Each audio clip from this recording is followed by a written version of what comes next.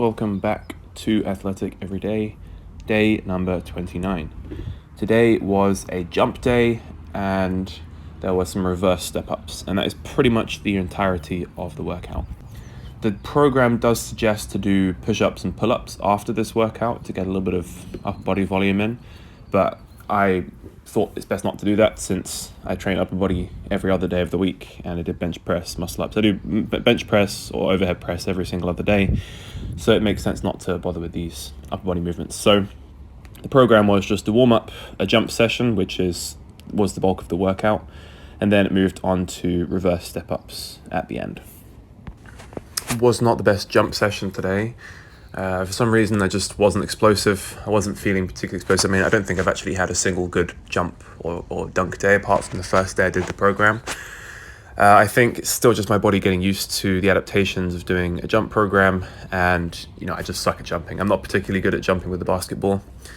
And maybe it's just because I'm setting goals that are too high for myself, or I'm having expectations that are a little bit too high for my workouts. Like, I sort of got this expectation in my head that I'll be dunking on 10 feet soon, and yet I'm struggling to dunk on 9'6". It's kind of like this cognitive dissonance. You believe one thing about yourself, and then the other thing, what is actually in reality is true. So I think the next time I go and do a dunk session, or any kind of jump session, I'm just going to set the expectations really, really low, really low, to the point where I feel like it's something I can easily do and it's well within my reach. So maybe even just dunking on 9 feet or 9'3", and just trying to do that as best as I possibly can, so that when I do then get back into it, I'll have built up enough volume of jumping on lower rims to the point where I get to 9'6", and then it'll be really, really easy again.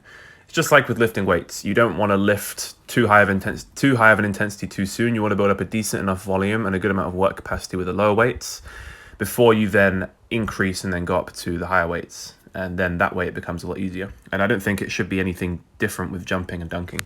You don't go and try and dunk on 10 feet the first time you try if you can't jump high enough, because if you can't jump high enough to dunk the ball, well, you're shit out of luck. You're not going to dunk it on the rim. So I think that is going to be my mentality, and also having the mentality of trying to win the workout.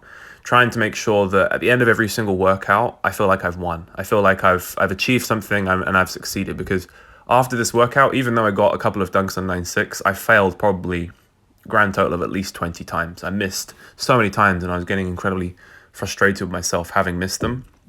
So I think next time, I'm not going to let myself increase the height of the rim until I've gotten at least 10 or even 15 dunks, really, really nice, really, really good form off of all four plants. And not just left, right, left, off of two legs, but also off of one leg.